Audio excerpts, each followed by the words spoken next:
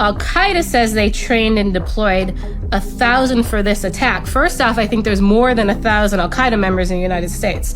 But for the Homeland attack, that number is based on what Al-Qaeda is saying, so they could exaggerate it. However, they did have about 1,400 in the Hamas attack, so the number is not off from what they did in the first round of attacks. Is there any indication of what kind of attacks these are going to be? Actually, before we get into that, how old is this information? It's a lot going on, all right? I'm not trying to scare y'all. I'm just trying to get you ready. I wouldn't be shocked if it doesn't occur that way. You just need to be ready. That's the only reason why I'm showing this, because for some of y'all that are watching, that you have your stuff together, you just need to have your eyes peeled, right? I got the banger right here, right? I probably need to bring some more mags up here, but I got the banger right here. Somebody run up in here and we got secure doors all around here. Somebody come up in here, it's gonna be a light show.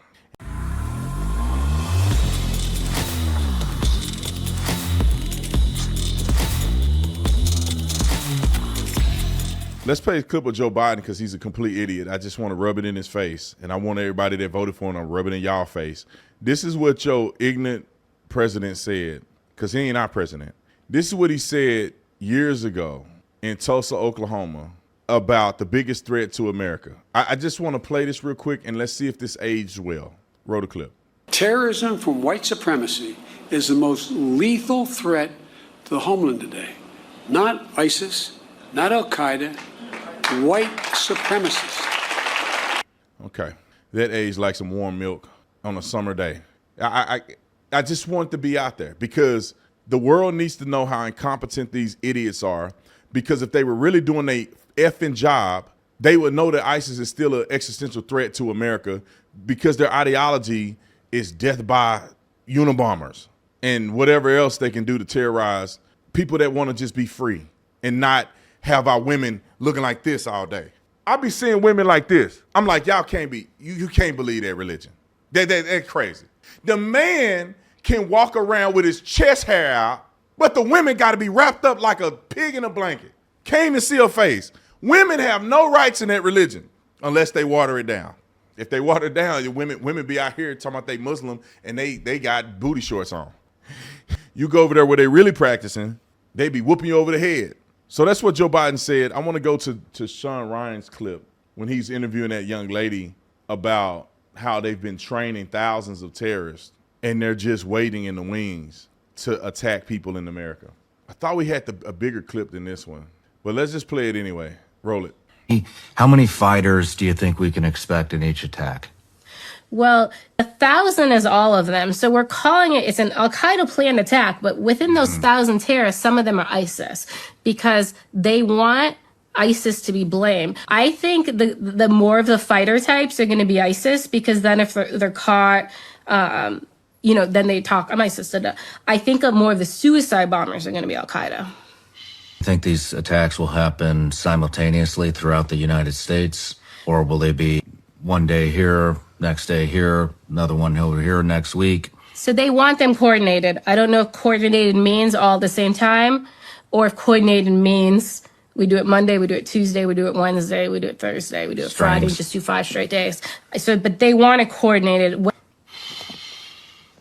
What kind of places do you think they're going to target? So this is what's complicated. So Al-Qaeda's preference, as you can imagine, is symbols of the U.S. or anything that causes economic damage, right? So Capitol is a great symbol. I feel like bridges or any kind of public transportation always matters because it puts costs against us and it causes fear. But here's where it gets complicated. So remember, the terrorists might have their goal is they're going to attack the metro in D.C., right? But remember, some of these terrorists are going to be ISIS. And the clip cut off? I guess that was the end. We got to go watch the rest of this. I got to get us the rest of this clip. I got to get the rest of this clip. Because I watched a little bit of this interview, and she went through methodically and explained all of this stuff. And so she was going through and pretty much saying the difference between ISIS and Al-Qaeda on the attacks in America. Now, this aged like fine wine, because they did this interview and now look at what happened. It was a coordinated effort. 2 people on New Year, it was an hour after the next. And I think the only reason why it wasn't more carnage is because these people aren't smart, thank God. They're not very smart. And some of them are cowards. So one person may want to do it. Two people may want to do it. The third one punked out. The fourth one couldn't do it because the second one didn't do it effectively. And this is how they probably can't never really coordinate something sustainable. I mean, 9/11 was probably, and I think we had something to do with that too. Like either we knew it and didn't do nothing about it, or we did something with that. Hey, listen, I don't want to go down that path. Some people probably get mad. I know that it was some terrorists, but we need to be investigating our own people on that one. How they got the planes and turning around, hitting the buildings and stuff, and they go in the Pentagon. I mean, out of all the places that will be protected in the country, you would think the Pentagon would be one of them. They flew a plane into the Pentagon allegedly. I mean, it's some of the stuff that happened on 9/11 was just suspicious. Them buildings falling down and then building 7 down the street. Hey, look, I ain't the smartest person in the room, but I ain't dumb. And that don't pass the smell test. They doing something crooked on that one. Sean Ryan had another clip. Pull that clip over here. It's little, but just listen. Roll the clip. What would happen if you had an October 7 style attack in Houston, Akron, Youngstown, Dallas, Miami? We had a little brief discussion about suicide, the invisible bomb vests downstairs. Can you go into that a little bit? Yeah, I mean, it's kind of one of those things that keep you up at night, right? When we're talking about the threats to the homeland. So we first talked about what they call the invisible bomb in the newsletter. And basically it was highlighted in December, just this last December, and it was Al-Qaeda's in the Arab Peninsula, so their branch in Yemen, right? And they basically were showing off. It's really interesting. The video got taken down right away. And then I think most people in the U.S. didn't even see it. So like TSA completely ignored putting out the actual piece of the video that mattered. And so the big piece of the video was teaching terrorists how to make a bomb that goes through a magnetometer. So, like most airports in the world, you don't have that weird hand scan thing. You just go through a random metal detector. So this bomb basically goes through the metal detector, okay? So they were showing it off then. Well, now Al-Qaeda's advanced and it's in a suicide vest. But the interesting part is it doesn't just go supposedly through the metal detector. They made it with components dogs aren't trained on to sniff. Al-Qaeda found the Building 7 conspiracy stuff fascinating. And they have actually had discussions about how we could do ruses and bring in the Building 7 people to make them blame their government more. So they're actually even looking at our conspiracies and targeting those people for the homeland attack. What I keep going back to is whether it's ISIS-K, whether it's the Al-Qaeda, the thing that we know is they love to outdo the last attack. Mm-hmm. They're not going to be casual about the next one. They're going to make it a point to make it bigger and more spectacular and more paralyzing than the last one. And what I've heard Sarah and others say is that all indications are that they have trained heavily in close quarters battle, local distributed attacks, and that there's a very good chance that the next thing we see on the homeland could be an October 7 style house-to-house, restaurant-to-restaurant, synagogue-to-chapel kind of attack on a massive scale. Do you think we will have to go back to Afghanistan to fight the Taliban? Everything that we're seeing from multiple very credible sources is saying that it's not a matter of if, it's a matter of when. And I'm sure you and I'll talk more about this, but they are in such advanced stages that those operatives are already here.